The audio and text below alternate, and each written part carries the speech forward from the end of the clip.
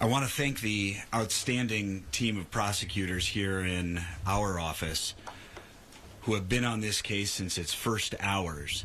Assistant U.S. Attorney Brad Endicott, Assistant U.S. Attorney Matt Forbes are extraordinarily smart, committed, and talented prosecutors, and today's guilty pleas on all counts and the defendant's agreement to the longest possible prison term on all counts is a direct result of their work. I also want to thank the leadership of this office prior to my arrival here, whose work on this case from the very first moments of it were also critical to the final outcome. Today's plea agreement would not be possible without the outstanding work of federal law enforcement. Our partners, Chris Dotson and Spencer Burnett, the special agent in charge of the FBI and the assistant special agent in charge of ATF, respectively, are here behind me. Their work goes on every single day. Nothing we do in this office can happen without them. I want to thank local law enforcement who are represented here, the chiefs of police of the Minneapolis Police Department, the Champlin Police Department, and the Brooklyn Park Police Department, whom we depended on in this case and we depend on a daily basis for federal prosecution. And finally, I want to thank our great partner, Drew Evans of the Minnesota BCA, a true professional with whom we have the pleasure and honor to work on so many matters critical to Minnesotans. And if you have any questions, I'll be happy to take them. So I'm just going to ask, and we'll start with Paul, if you would do me the favor of just telling me your name and the organization that you're here reporting with, I would appreciate it. Thanks, Dan. Paul Bloom, Fox 9 News. A question about taking the death penalty off the table. We understood there's some, what happened with the Mangione case, that whether that stalking murder combination was in fact a capital punishment type of charge in the end. How did your office come down on it? How did the Attorney General make this final decision? Yeah, and I know there was some confusing news reports out over the weekend, and perhaps I can eliminate that confusion. First of all, as I think it's now out as a public document, the Attorney General's direction in this case that he issued last Friday, and I will tell you the Attorney General and I see this thing the exact same way and are in complete agreement on it. The direction that we had was that we will not seek the death penalty provided Mr. Boelter enters into the plea agreement that you all saw him enter into today. And that was the only circumstance under which the death penalty was off the table. We do believe, we continue to believe, this case was charged right. You raised, Paul, the question of the Mangione case and some murkiness that the fallout from that case may create around death penalty law and some of the statutes that relate to it. But what I can tell you is that we certainly believe that this case as charged, which had important differences from the Mangione charges, that this case as charged was certainly death penalty eligible, and we would have prevailed in that ultimately in the courts. But the truth is, when you have a defendant that is prepared to plead guilty, take consecutive life terms plus to ensure that he never sees freedom again in his entire life, that was an opportunity that we just could not pass up.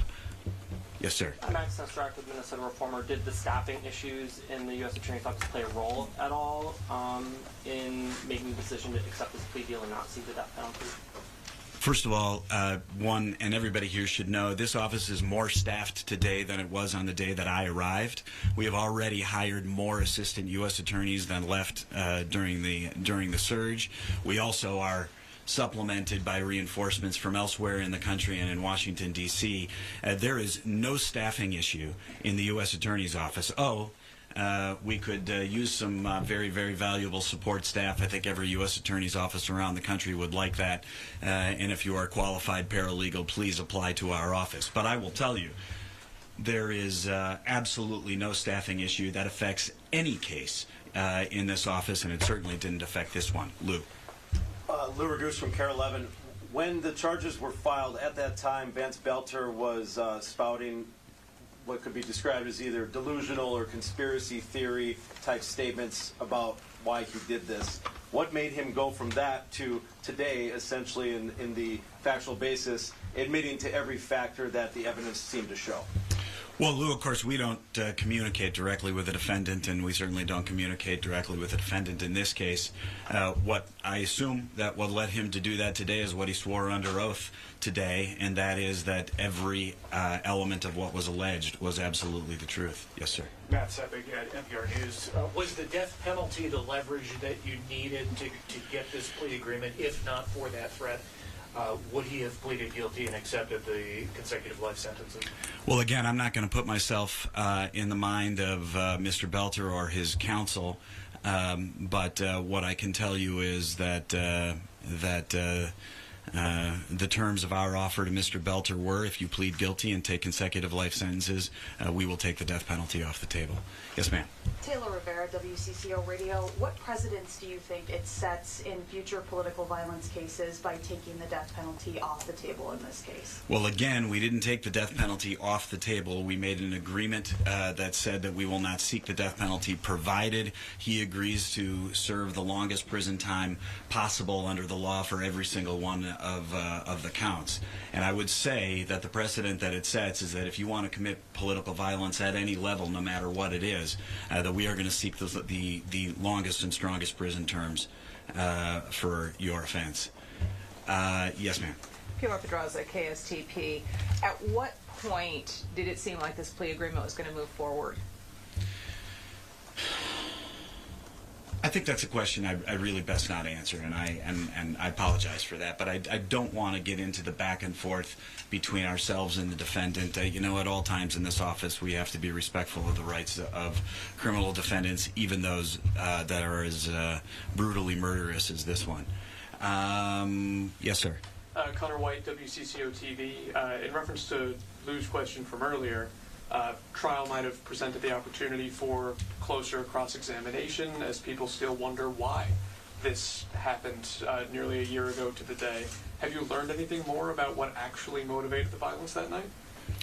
So I think that's the same question as I got earlier, and again, we don't have the opportunity to speak directly with Mr. Boelter, and what we do know is, and what we certainly expect, is that what motivated his guilty plea here is that he was guilty of everything. With regard to why it is that, with regard to what it is that controls the criminal mind and what drives a criminal to want to commit this sort of brutal murder and to do it as coldly as it was done, I wonder if any of us who live law-abiding lives will ever really be able to understand that sort of motivation.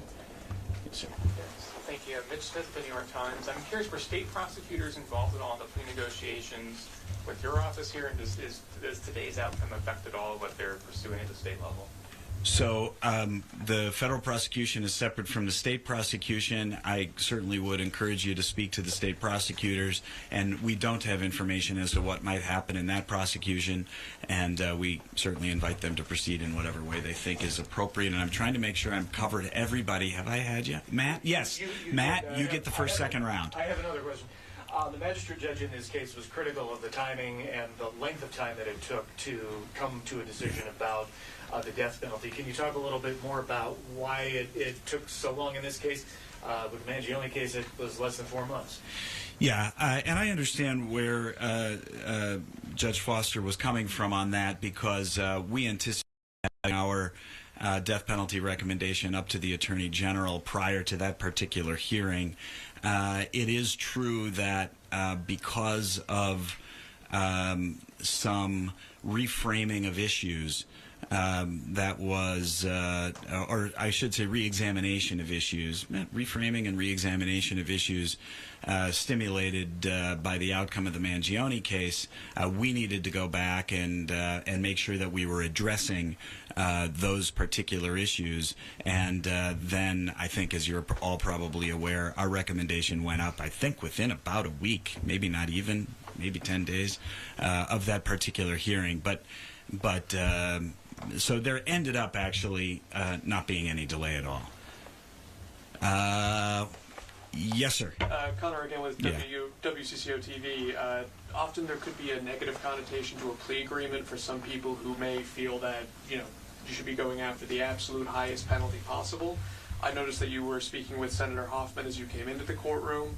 Has there been conversations with victims, the family of victims, ahead of time? Is there satisfaction, so to speak, with where this is shaked out today? So actually, federal law actually requires us to be communicating with victims and the immediate families of victims at certain critical points along the process. We, of course, followed that law, and we have been in communication with them. I certainly want to respect all of the victims' privacy and I would just encourage you to present whatever questions they're prepared to entertain so that they can really answer for themselves. And we're just going to kind of go back clockwise again. Back, Lou. Yeah, and this is just for clarity. Are you able to tell us when you made that recommendation, if it was to the Attorney General to recommend to seek it when you guys sent that up? And are you able to say if the families wanted the death penalty or if they wanted life in prison? Well, with regard to the latter part, again, I want to defer to the family with regard to any expressions of what their wishes may have been. One of the if I could pronounce the word, we'd all be better off. One of the peculiarities of the Justice Department guidelines is that while we don't generally say what our recommendations to the Attorney General was, I am 100% free to tell you there is absolutely no daylight between me and the Attorney General on this, and we see it the exact same way. And hopefully that's a sufficient answer to your question. Lou, please remind me your name, and even though you just told me 2 minutes ago. Pilar with KSTP. Yes, Pilar. There was some new information that came up during the admission to facts that Boelter admitted to putting the gun to Mrs. Hortman's head and firing. But there's also some confusion because there weren't a lot of details in that question. Was she running away at the time? Was she... There's a question of whether she was running up the stairs at the time. Was she on the ground? She had already been shot at that point, or just shot at and missed? We're just trying to put that in perspective. Yeah, I don't want to go beyond the strict language of the plea agreement and the facts that Mr. Boelter agreed to today. As is typical in these cases, at the time of sentencing, some additional details are likely to come out, and I would prefer that the process play itself out in the normal way. What I would suggest is, now that the plea agreement is a public document, you may all wish to take a look at exactly how those facts are laid out, and I think it will answer your question in part, but not necessarily entirely. Yes, sir. Will there be charges against Jonathan Ross for the killing of Renee Good? So today, I'm really only going to take questions on the Boelter case, but I will also tell you that as I think is normal, we don't comment on ongoing investigations. Paul, I think you had another question. Yeah, but a couple more. I would just ask about, did the 1 year, the timing, talk about the timing earlier in this week's conference, did the 1 year, was there some kind of mark that you guys had put on the calendar on that front? And I'm just curious, obviously I see a lot of law enforcement, particularly up and back. There has been some criticism about the 43 hours it took to get him and some missed opportunities. Did the U.S. Attorney's Office have an opinion on the tracking of Boelter and then allowing him to get out of the Hortman neighborhood in the initial aftermath? So first of all, no, the anniversary of the death of the Hortmans did not play any role whatsoever in our timing. With regard to the other question, from everything that I can see, I thought local law enforcement did an outstanding job, and the end result was that they got their man, and their man is now going to prison for the longest possible prison time that he can go for. Yes, sir. Tim Sullivan from the AP. Are you going to be making any recommendations about where he will serve his sentence? First of all, that's a decision by the Bureau of Prisons, and with regard to other questions about specifics on sentencing, I really don't have answers on that today. These are things that we haven't considered. Yes, sir. Jeff Bannon, retired Associated Press. Oh, yeah, I know that, Jeff. Could this have all been avoided if Boelter had been arrested for stalking the state senator and his wife because they knew he was following them. Why wasn't there preventive actions taken in this whole thing? I mean, it's great that he's finally been apprehended and is going to serve the rest of his life in prison, but now you have 2 people dead, another 2 people critically injured. It is a pound of prevention, ounce of prevention better than a pound of cure in a case like this. So the truth is, I don't have sufficient information about anything that happened prior to these assassinations, and to be able to answer your question. And I'm just not going to stand here and talk about something I don't know about. So, but thank you for the question. Yes, sir. When it comes to local law enforcement response, are any of the chiefs able to speak today about that day as we approach the year mark? Well, I don't want to put any of them on the spot. I think they would prefer to have questions addressed to them separately, and outside of this, I can take one more question. And there being no takers, I will say thank you to you all. It's